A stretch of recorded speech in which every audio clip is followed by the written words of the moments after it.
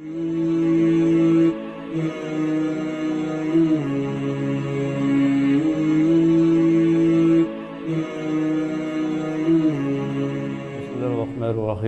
علیکم ورحمۃ اللہ وبرکاتہ۔ سامعین، کیسے ہیں آپ حضرات؟ آپ کی خیریت کا طالب ہوں۔ صوفی ازم کے اس چینل پہ ہم آج معرفت الہی کے تعلق سے کچھ گفتگو کرنے والے ہیں، لیکن اصل گفتگو سے پہلے یہ بتا دیں کہ اس دنیا میں کس طرح کے مذاہب موجود ہیں۔ کچھ مذہب یہ مانتے ہیں کہ اس کائنات کو چلانے کے لیے چند خدا موجود ہیں اور ان میں ایک سب سے بڑا خدا ہے۔ ان کے نزدیک علم حاصل کرنے کا طریقہ یہ ہے کہ ان معبودوں میں سے کوئی معبود انسان کا روپ لے لیتا ہے اور پھر وہ اس کو علم حاصل کراتا ہے۔ باقی کچھ مذہب یہ مانتے ہیں کہ اس کائنات کا کوئی چلانے والا نہیں ہے، بلکہ ایک روح ہے اور وہ روح انسان کے اندر سرایت کیے ہوئے ہے۔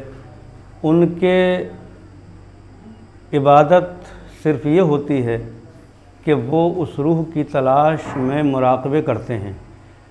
تو جو مذہب خدا کو مانتے ہیں وہ سر جھکا کے عبادت کرتے ہیں، اور جو مذہب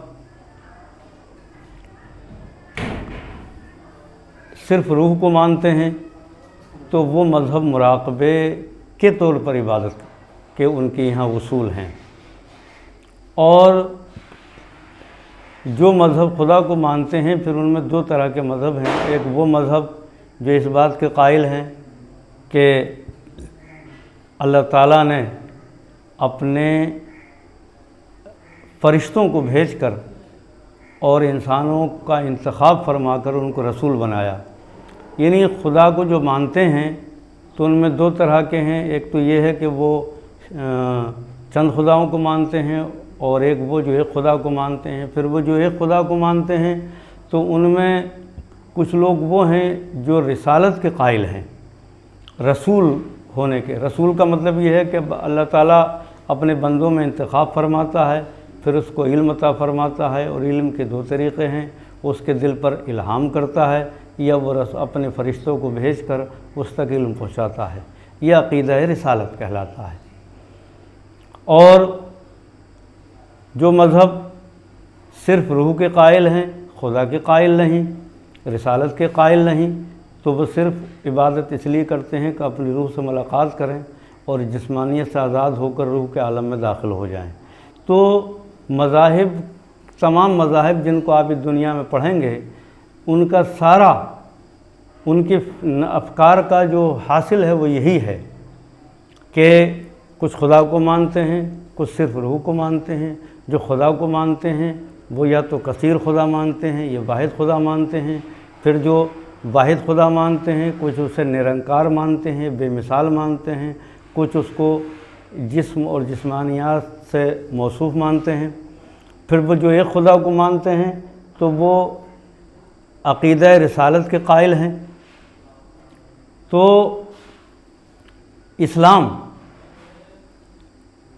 اب ان سارے نظریات میں اسلام کی کیا تعلیم ہے؟ تو اسلام کی تعلیم یہ ہے کہ خدا ایک ہے اور اس کے صفات ہیں، اور انسانوں کو ہدایت دینے کے لیے اس نے اپنے بندوں کا انتخاب فرمایا اور ان کو پیغام دیا فرشتے کے ذریعے یا ان کے دل پر الہام کر کر۔ تو جس کو اللہ تعالیٰ چنتا ہے ہدایت کے لیے، اپنا پیغام پہنچانے کے لیے، وہ نبی کہلاتا ہے۔ سب سے پہلے نبی اور رسول حضرت آدم، اور سب سے آخری نبی اور رسول حضرت محمد صلی اللہ علیہ وسلم۔ یہ خلاصہ ہے تمام مذاہب کے افکار کا۔ اب یہ مذہب جس بنیاد پر قائم ہیں اسی اعتبار سے وہ اپنے مطلوب کی طرف چلتے ہیں۔ جو لوگ صرف روح کے قائل ہیں، خدا کے قائل نہیں، تو وہ اس دنیا سے ہٹ کر مراقبے کرتے ہیں تاکہ اپنے روح سے ملاقات کر سکیں، اور جو لوگ کثیر خداؤں کے قائل ہیں تو وہ کثیر خداؤں کی عبادت کرتے ہیں، ان کے سامنے سر جھکاتے ہیں، ان کی معرفت حاصل کرنا چاہتے ہیں۔ اور اسلام میں خدا ایک ہے اور وہ مخلوق سے مشابہ نہیں ہے، اس نے رسولوں کو بھیجا، تو یہاں پہ دو چیز قائم ہے، ایک رسول کو سچا ماننا اور دوسرے اللہ تعالیٰ کی معرفت حاصل کرنا، یہ حاصل ہے۔ اب اللہ تعالیٰ کی معرفت حاصل کرنا، اس کے طریقے کیا ہیں؟ تو سب سے پہلے انسان پر ضروری ہے کہ وہ نظر صحیح کرے۔ نظر صحیح کا مطلب یہ ہے کہ وہ یہ غور کرے کہ مجھے کس نے پیدا کیا ہے اور میری پیدا کرنے کا مقصد کیا ہے۔ یہ نظر صحیح ہر انسان پر فرض ہوتی ہے کہ جب وہ عاقل اور بالغ ہو تو اس پر ضروری ہے کہ وہ نظر صحیح کرے۔ نظر صحیح کر کے ہی وہ اللہ کی معرفت کے راستے میں قدم رکھے گا اور رسول کی تصدیق کی طرف قدم رکھے گا۔ جب وہ یہ غور کرے گا کہ مجھے اللہ تعالیٰ نے پیدا فرمایا ہے، مجھے کسی نے پیدا فرمایا ہے اور اتنی اچھی صورت پہ پیدا فرمایا ہے، تو مجھے کوئی پیدا کرنے والا ہے، پھر اسے یہ خبر پہنچے گی کہ اللہ کے پیغام لانے والے اس دنیا میں آئے ہیں اور انہوں نے معجزات دکھائے ہیں، تو پھر ان کی تصدیق کی طرف آ جائے گا۔ تو نظر صحیح پہلا قدم ہے اللہ تعالیٰ کی معرفت حاصل کرنے کے لیے۔ ہاں، اس میں ایک بات اور بتا دیں کہ یہ تو مذاہب کی بات رہی۔ اس دنیا میں مذہب کے ساتھ ساتھ وے آف لائف کہہ لیجیے، زندگی گزارنے کے طریقے کچھ اور بھی ہیں۔ وہ مذہبیت کے قائل نہیں ہیں، نہ روح کے قائل ہیں، نہ خدا کے قائل ہیں، بلکہ وہ صرف اور صرف یہ مانتے ہیں کہ یہ دنیا جو ہے ایک عجیب اتفاق ہے اور اس کا حقیقت سے کوئی تعلق نہیں ہے، یعنی دنیا بے مقصد ہے۔ موجودہ سائنس کا بھی یہی نظریہ ہے کہ ہم اس دنیا کو کسی مقصد سے نہیں جوڑ سکتے اور ہمیں اس دنیا کا کوئی مقصد معلوم نہیں ہے۔ بہرحال تو موجودہ علم یہ بتاتا ہے کہ کائنات کا کوئی مقصد نہیں ہے، اور مذاہب جو بتاتے ہیں وہ ہم نے آپ کو پیچھے بتا دیا۔ اب ہمیں اسلام کے طور پر یہ سمجھنا ہے کہ اسلام میں سب سے پہلے انسان کو ضروری ہے کہ وہ نظر صحیح کرے۔ جب نظر صحیح کرے گا تو وہ معرفت کو حاصل کرے گا۔ تو اللہ تعالیٰ کی معرفت حاصل کرنا یہ انسان پہ فرض اول ہے۔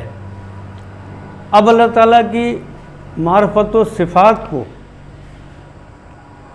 کیسے حاصل کیا جائے گا؟ تو ہم کلام پاک میں اللہ تعالیٰ نے جو آخری کتاب حضرت محمد صلی اللہ علیہ وسلم پر اتاری، جس کو ہم قرآن کہتے ہیں، تو اس میں اللہ تعالیٰ کی معرفت کے طریقے بڑی وضاحت کے طریقے سے، بہت وضاحت کے ساتھ لکھے ہوئے ہیں۔ قرآن شریف بہت وضاحت کے ساتھ لکھے ہوئے ہیں کہ انسان کو نظر صحیح کیسے کرنی ہے۔ ان تمام آیات کا خلاصہ یہ ہے کہ انسان اپنی ذات میں غور کرے اور پھر اس کائنات میں غور کرے۔ اپنی ذات میں غور کرنے کا طریقہ یہ ہے کہ وہ اپنے علم کو دیکھے، تو اس سے وہ دلیل لائے اللہ تعالیٰ کے علم پر۔ اپنی صورت کو دیکھے اور اس ترتیب عجیب کو دیکھے کہ انسان کو کس طریقے سے اللہ تعالیٰ نے ڈیزائن کیا ہے، کس طریقے سے اس کی صورت بنائی ہے، کتنا اسے حسین بنایا ہے اور کتنا سمجھدار بنایا ہے، اور کتنے نظام اور کتنے سسٹم اس کے جسم کے اندر اللہ نے رکھے ہیں۔ اس سسٹم کو سمجھنے کے لیے ہم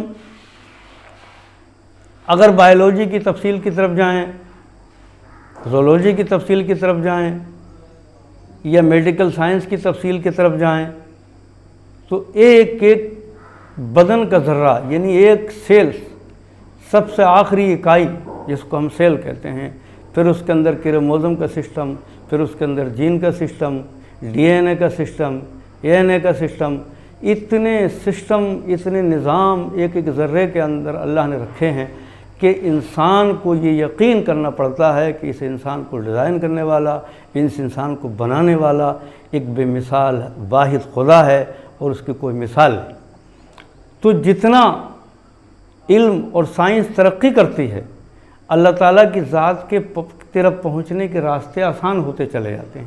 تو یہ علم کو جو ترقی اللہ نے انسان کو عطا فرمائی ہے وہ اسی لیے ہے کہ انسان آخرت میں اللہ کے سامنے یہ عذر نہ پیش کر سکے کہ میرے پاس تیری معرفت کا راستہ نہیں تھا۔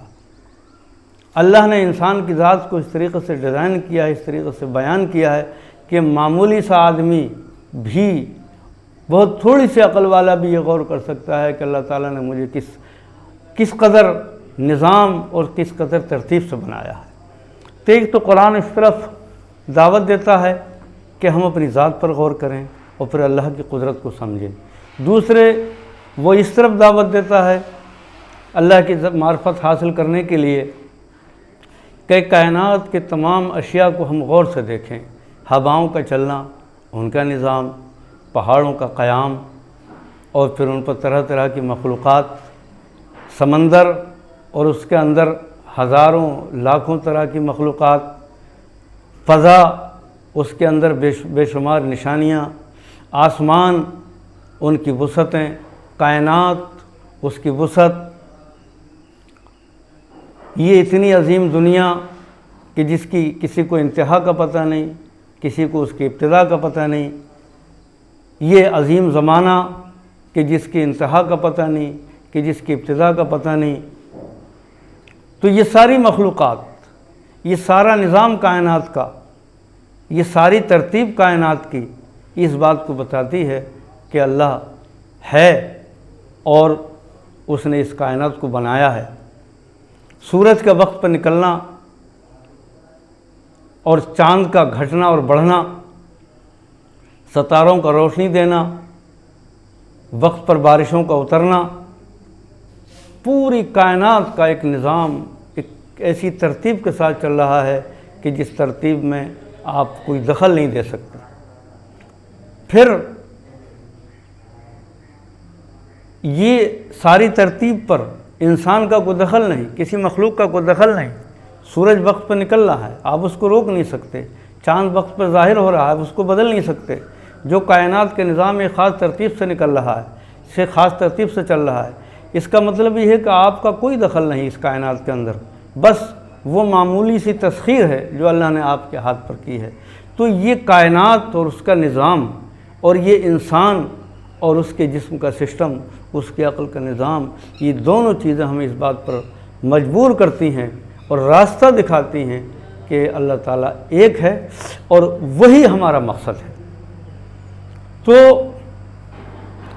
جب انسان اللہ تعالیٰ کی ذات کا یقین کر لیتا ہے اور اس کے رسول کی رسالت کا یقین کر لیتا ہے تو پھر اس کے اندر ایک حوصلہ پیدا ہوتا ہے اس کائنات میں کچھ کر گزرنے کا۔ وہ کسی کی غلامی قبول نہیں کرتا، وہ اللہ کے علاوہ کے سامنے سر نہیں جھکاتا۔ یہی معرفت سے روکنے کے لیے اور اس معرفت سے ہٹانے کے لیے دنیا میں بہت سے نظام قائم کیے گئے ہیں تاکہ بندہ اپنے رب کی معرفت سے ہٹ جائے اور پھر ہم اس کو غلام بنا لیں، طرح طرح سے استحصال کر رہے ہیں اس کا۔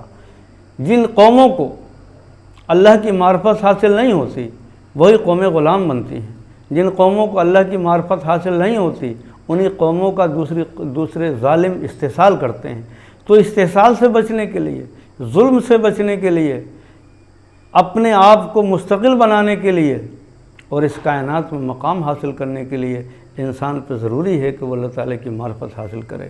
جب اللہ تعالیٰ کی معرفت حاصل کر لیتا ہے تو پھر اس کے عمل کے اندر ترتیب ہوتی ہے، اس کی فکر کے اندر ایک ترتیب ہوتی ہے اور اس کے اعمال کے اندر ایک ترتیب ہوتی ہے۔ اسے دنیا میں کسی کا خوف نہیں ہوتا، وہ کسی سے ڈرتا نہیں، اپنے مقصد کے اظہار کرنے کے لیے کسی سے جھجکتا نہیں، وہ ظلم کے خلاف کھڑا ہوتا ہے، وہ ناانصافی کے خلاف کھڑا ہو سکتا ہے۔ اور جس کو اللہ کی معرفت حاصل نہیں اس کا کوئی ٹھکانہ نہیں، وہ ہر ظلم کے سامنے سر جھکائے گا، ہر استحصال کے سامنے سر جھکائے گا، دوسری قوموں کا وہ غلام بنے گا۔ عارف باللہ سر ڈاکٹر اقبال صاحب فرماتے ہیں، بیم غیر اللہ عمل اللہ دشمن است۔ اللہ کے علاوہ کا خوف عمل کی دشمن ہے۔ جب اللہ کے علاوہ کا خوف آپ پہ طاری ہو گیا تو پھر آپ کا عمل سیدھا نہیں ہو سکتا، آپ اس کائنات کے اندر کوئی بھی کام انجام نہیں دے سکتے۔ بی میں غیر اللہ عمل را دشمن است، کاروان زندگی را رہزن است۔ جب غیر اللہ کا خوف آپ کے دل میں آ گیا تو پھر یہ کاروان زندگی لٹنا یقینی ہے، یہ اپنے مقصد کی طرف نہیں بڑھ سکتا۔ گر با اللہ الصمد دل بستائی، اگر بے نیاز خدا کے ساتھ تو نے اپنا دل باندھا ہے، از حد اسباب بیرون جستائی، اس اسباب کی دنیا سے تو آگے بڑھا ہوا ہے۔ بندہ حق بندہ اسباب نیست، زندگانی گردش دولاب نیست۔ جو حق کا بندہ ہے، اللہ تعالیٰ کا جو بندہ ہے، وہ اسباب کا بندہ نہیں ہے، بلکہ اسباب اس کے تابع ہوتے ہیں۔ زندگی ایک چرخہ نہیں ہے جو بے مقصد گھوم رہا ہو، بلکہ زندگی ایک نظام کا نام ہے جس کو اللہ تعالیٰ نے قائم کیا ہے۔ کلام پاک کی وہ پیاری آیتیں کہ جو دوسرے پارے کے اندر اللہ تعالیٰ نے انسانوں کے لیے پیش فرمائی ہیں کہ وہ غور کرے، اور اللہ تعالیٰ ارشاد فرماتا ہے کلام پاک میں، وَإِلَٰهُكُمْ إِلَٰهٌ وَاحِدٌ، تمہارا معبود ایک معبود ہے، لا الہ الا هو الرحمن الرحیم، کوئی معبود نہیں، وہی بہت رحمت والا اور ہر شخص پر اور ہر جگہ رحمت کرنے والا ہے۔ اب اس معرفت کو حاصل کرنے کے لیے جو راستہ کلام پاک نے فرمایا ہے، ارشاد ہوتا ہے، ان فی خلق السماوات والارض، بے شک یہ زمین و آسمان کی پیدائش، یہ بھاری بھرکم کائنات، یہ زمین کے طبقات، واختلاف اللیل والنہار، رات اور دن کی یہ گردش کہ دن کے بعد رات اور رات کے بعد دن، جب ہم علمی اعتبار سے غور کرتے ہیں تو رات اور دن کے بننے میں بہت سے نظام حصہ لیتے ہیں۔ زمین کا کچھ چند ڈگری کی طرف جھکنا، سورج کی چال، زمین کا اس کے مقابل آنا، تو یہ مختصر سی آیت واختلاف اللیل والنہار بہت سے علوم کی طرف اشارہ کرتی ہے، بہت سے علوم کی طرف اشارہ کرتی ہے۔ والفلک التی تجری فی البحر، اور وہ کشتیاں جو سمندر میں چلتی ہیں، یہ آیت بھی بہت سے علوم کی طرف اشارہ کرتی ہے۔ ایک کشتی جو سمندر پہ چلتی ہے تو اس کے اندر بہت سے نظام حصہ لیتے ہیں، پانی کی طبیعت، ہوا کا دباؤ اور وزن کی مقدار، بہت سے علوم حصہ لیتے ہیں۔ وہ ان کشتیوں میں غور کرو کہ جو سمندر میں چلتی ہیں، ان چیزوں کو لے کر جو لوگوں کو فائدہ دیتی ہیں، اور غور ان چیزوں میں کہ جس کو اللہ نے نازل کیا ہے آسمان سے پانی، فَأَحْيَا بِهِ الْأَرْضَ، پھر اس سے زمین کو زندہ کیا، بعد موتها، جب کہ وہ سوکھ گئی تھی، وَبَثَّ فِيهَا مِن كُلِّ دَابَّةٍ، اور بہت سے جاندار اس نے زمین میں پھیلائے، وَتَصْرِيفِ الرِّيَاحِ، اور ہوائوں کی گردش، وَالسَّحَابِ الْمُسَخَّرِ بَيْنَ السَّمَاءِ وَالْأَرْضِ، اور وہ بادل زمین و آسمان کے بیچ میں اللہ نے مسخر کیا ہے۔ لا آیات لقوم یعقلون، تو ان فی خلق السماوات، بے شک زمین و آسمان میں اور ان چیزوں میں بہت سی نشانیاں ہیں اس قوم کے لیے جو عقل رکھتی ہے۔ عقل کا مطلب علماء کرام فرماتے ہیں کہ جو نظر سے کام لیتے ہیں۔ تو اللہ تعالیٰ نے اس آیت کریمہ میں ان تمام علوم کی طرف اشارہ کیا ہے کہ جو انسان قیامت تک حاصل کرے گا اس کائنات کے طور پر، اور یہ بتایا ہے کہ علوم تیرے فائدے کے لیے ہیں، لیکن تیرے فائدے کے لیے جب ہی ہوں گے کہ جب ان علوم کو تو اب میری معرفت کے لیے استعمال کرے، یعنی علم اور سائنس انسان حاصل کرے ایک اس نظریے کے ساتھ کہ کائنات بے مقصد ہے، تو یہ کوئی فائدہ نہیں دے گا، اور اس لیے حاصل کرے کہ یہ کائنات بمقصد ہے، اور اس علوم کے ذریعے ہم انسانوں کو فائدہ پہنچائیں اور اللہ تعالیٰ کی معرفت حاصل کریں۔ قرآن آپ سے یہی چاہتا ہے۔ والسلام علیکم ورحمۃ اللہ وبرکاتہ۔